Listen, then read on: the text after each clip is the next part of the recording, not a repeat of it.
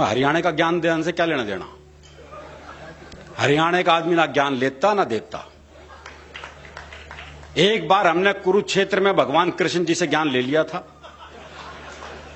उसके बाद से ज्ञान लेना बंद कर दिया। भाई जिसने कृष्ण जी से ज्ञान ले लिया हो वो आजकल के इन आलतू फालतू बाबाओं से ज्ञान लेगा क्या।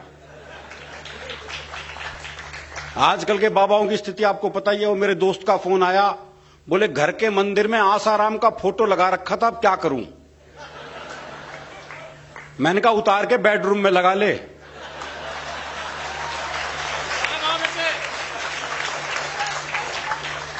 बोले वहां तो पहले से नारायण दत्त तिवारी की लगी हुई है।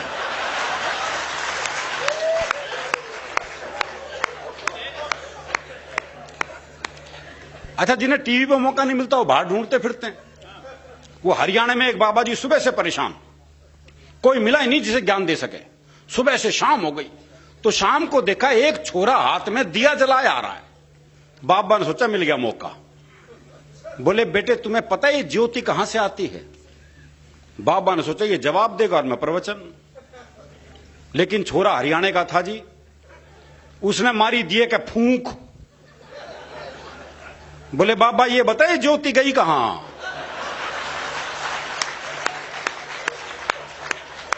बे कमाल है भाई। तो हमारा तो प्रवचन से कोई लेना देना है ही नहीं जी। वो क्लास में टीचर गणित पढ़ा रहे थे तो उन्होंने एक बच्चे से कहा, बोले मान लो तुम्हारे पास 10 लड्डू हैं। बोले कैसे मान लूं जब है ही नहीं। बोले मान लो, गणित में माना जाता है। बोले माना जाता तो मान लिए। 2 लड्डू मैंने ले लिए तो कितने बचे। बच्चा बोला जी 20। बोले ये कौन सा गणित है। बोले गणित में तेरी माननी जाएगी बस।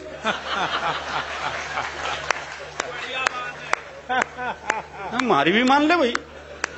हरियाणा में तो प्रेम ब्याह के बाद होता है ना जी। भाई ब्याह से पहले प्यार कर ले तो हम तो पेड़ पे ही लटके मिलते हैं। हमारे यहां प्रेम सबसे मुश्किल काम है। वो एक लड़के ने एक लड़की से कहा, बोले मैं तेरे से ब्याह करना चाहता हूं। तो लड़की बोली पुराना तरीका है, किसी नए ढंग से प्रपोज कर। तो लड़का बोला ऐसा है, तू मेरे छोरे से अपनी चिता में आग लगवाना पसंद करेगी।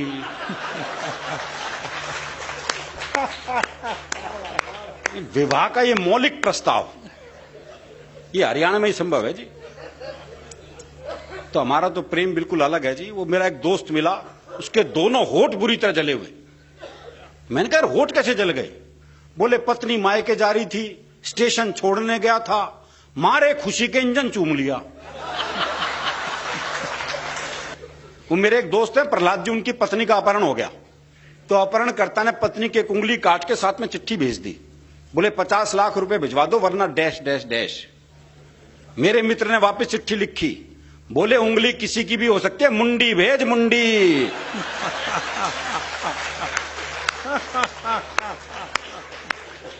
ऐसी उंगलियों के बहकावे में भी नहीं आते जी।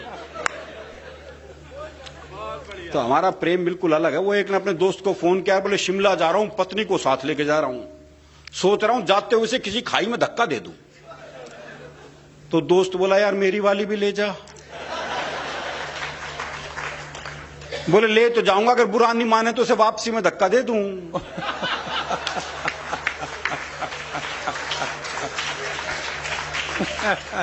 तो हमारे प्रेम की बिल्कुल अलग स्थिति है जी। और ये प्रेम हमारे मनुष्यों का क्या, पशु पक्षियों तक का ऐसा है।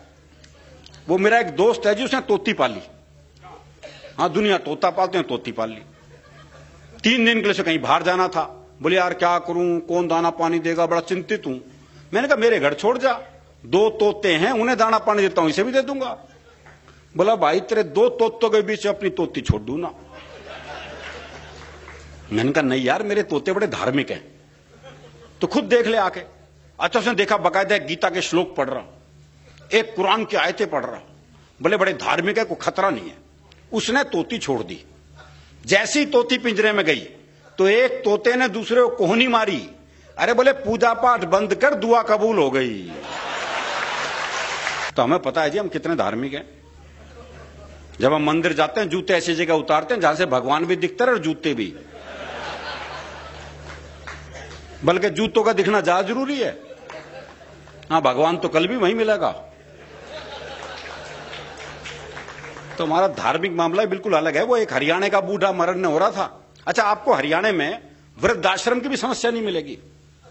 हरियाणा में अगर बूढ़े को पता लग जाए कि बेटा मुझे वृद्धाश्रम में छोड़ के आने वाला है, तो बाप खुद बेटे को अनाथालय छोड़िया है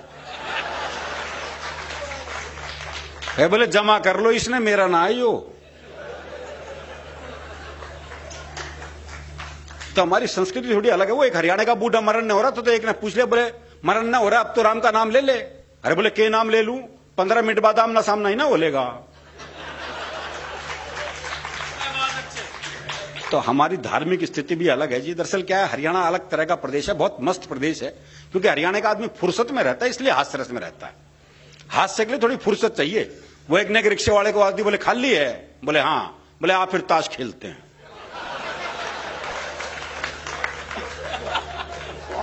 इतनी फुर्सत जरूरी है जी। वो एक ने रिक्शे वाले से कहा, बोले स्टेशन चलेगा? बोले हाँ। बोले कितने पैसे? बोले 25 रुपए। बोले ये तो रहा स्टेशन। अच्छा, मैं पैसे कम कराने होते हैं, जगह को पास बुला लेते हैं।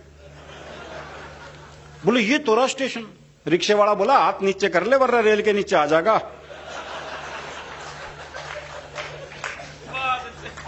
तो ये अलग मस्ती है जी, और ये मस्ती जीवन में रहनी चाहिए। दरअसल क्या, हरियाणा का आदमी साफ रहता है बिल्कुल, जो मन में है वही जबान पे है।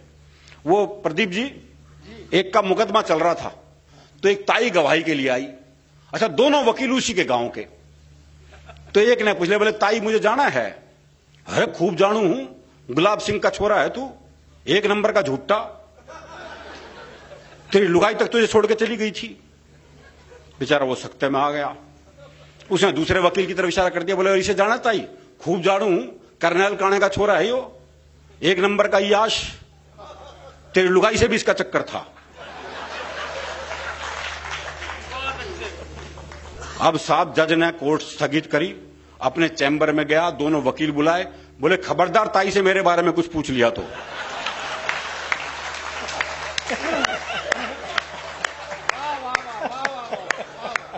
बहुत साफ मामला है जी, बिल्कुल। बहुत अच्छे। कहते हैं ना, डर के आगे जीत है। हरियाणा में तो डर के आगे भी हास्य रस है। वो एक चौधरी सुनसान जंगल से जा रहा था, सामने से 25-30 साल की एक महिला, सफेद साड़ी पहने, बाल बिखराए, हाथ में दीप जलाए, कहीं दीप जले कहीं दिल टाइप गाना गाती आ रही थी। पास आके बोली मैं चुड़ैल हूं। तो चौधरी बोला फिर चिपटती क्यों ना?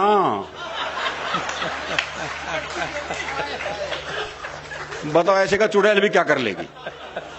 कुछ नहीं कर सकती। दरअसल क्या, ये मस्ती जीवन में रहनी चाहिए। कहते हैं जी हरियाणा का आदमी उल्टे जवाब देता है। जवाब उल्टे नहीं देता, लोग सवाल उल्टे करते हैं।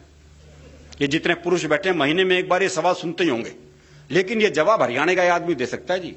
वो नाई की दुकान पे बाल कटवाने के लिए पहुंचा, तो नाई ने एक सामान्य सा सवाल कर दिया, बोले बाल छोटे करने हैं? बोले बढ़ा भी सके है। बहुत ही बढ़िया। सोचने वाली बात हो, कम तेरे बस की नहीं, वो पूछ क्यों रहा तू? बहुत अच्छे। अभी जब कल घर से चले तो मैंने पत्नी से कहा, मैंने कहा 1 गिलास पानी पिला दे। बोले प्यास लग रही है। मैंने कहा ना, गला चेक करूंगा, लीक तो नहीं कर रहा।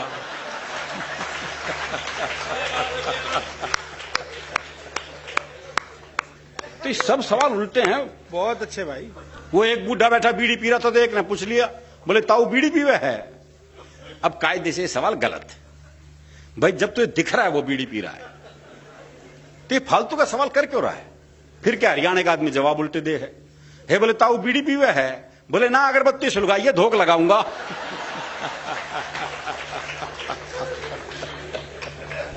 वो एक चौधरी कुत्ते को घुमा रहा था, तो एक ने पूछा, बोले चौधरी कुत्ते ने घुमावा है? बोले ना, ऊंट है, कद छोटा रह गया इसका।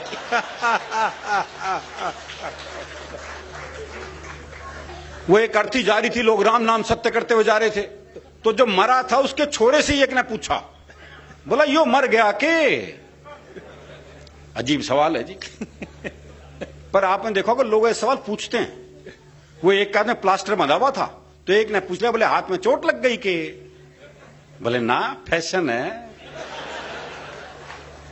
वो एक की भैंस कट गई रेल से, तो उसे रेलवे पे मुकदमा कर दिया। तो इंजन ड्राइवर को बुलाया गया, तो पहला ही सवाल जज ने जो इंजन ड्राइवर से किया वही कमाल था। बोले जब ये भैंस कटी तो ये रेल पटरियों पर थी? बोले ना जी, खेत में चल रही थी भैंस। तो वो तो इंजन की नीयत खराब होगी उस पर।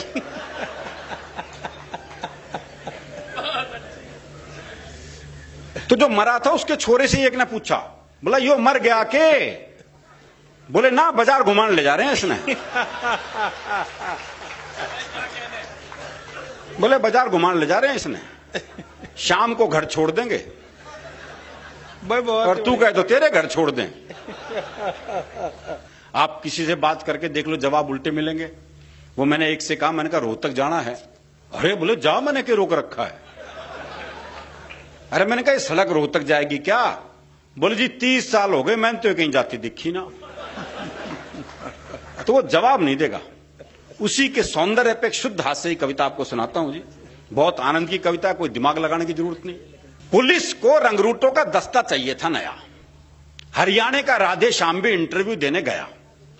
इंटरव्यू में पूछा गया सिर्फ एक सवाल, और राधे ने बना दिया सवाल का बवाल। सवाल था, आप सेब खरीदने जाओगे तो 50 रुपए किलो के हिसाब से 100 ग्राम सेब के कितने पैसे देकर आओगे?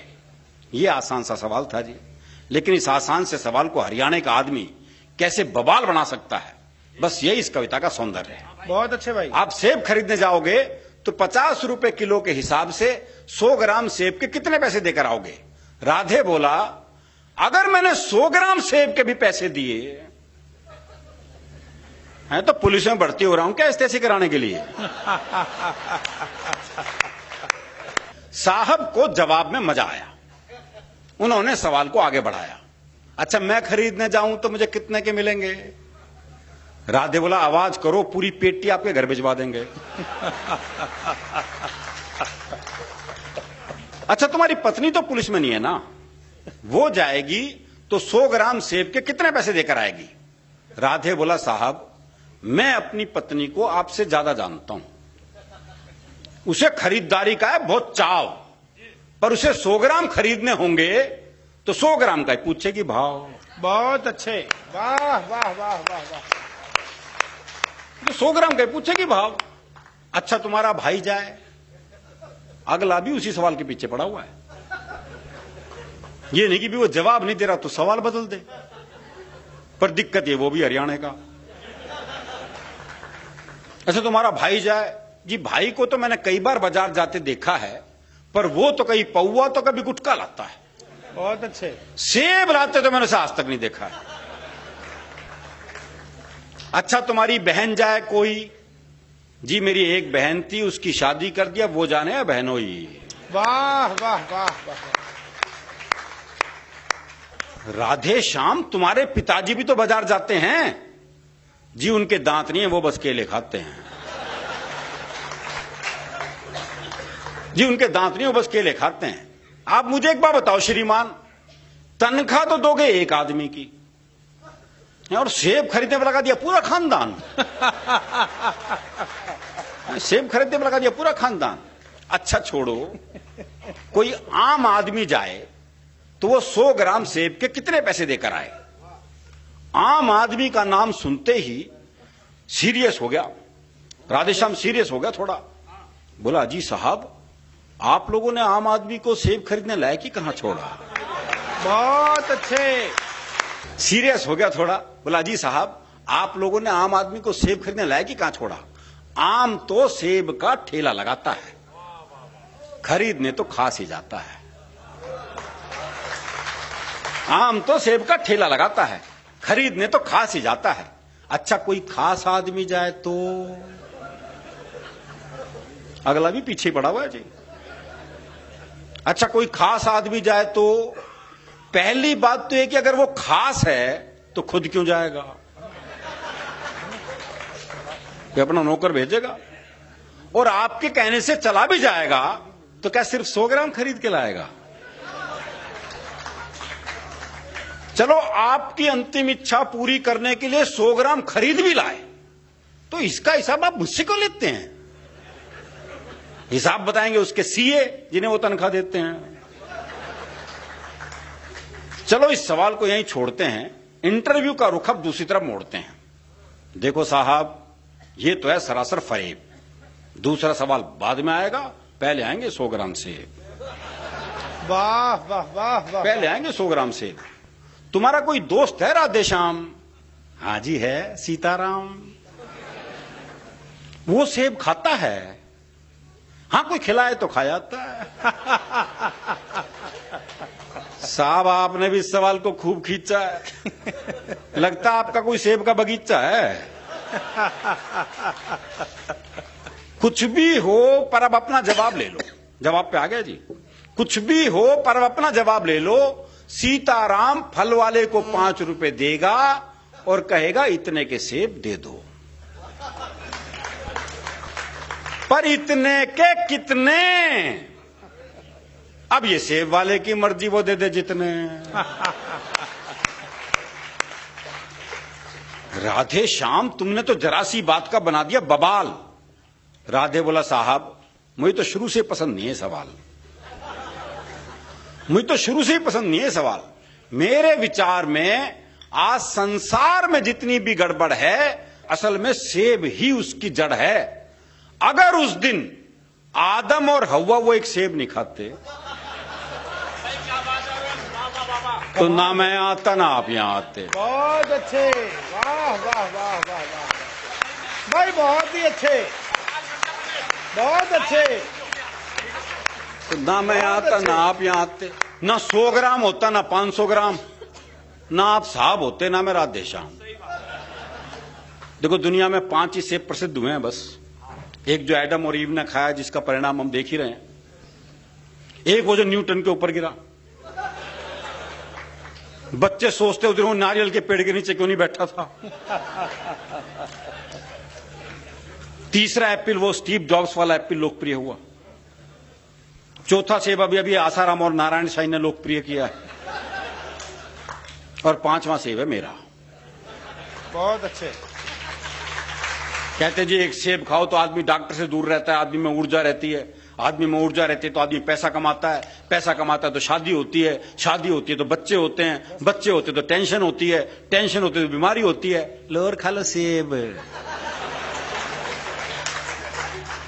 इंटरव्यू का ये हुआ परिणाम कि आजकल राधे श्याम सब्जी मंडी में डंडा फटकारते हैं, खुद तो भरपेट खाते हैं और साहब के लिए 100 ग्राम भिजवाते हैं और साहब के लिए 100 ग्राम।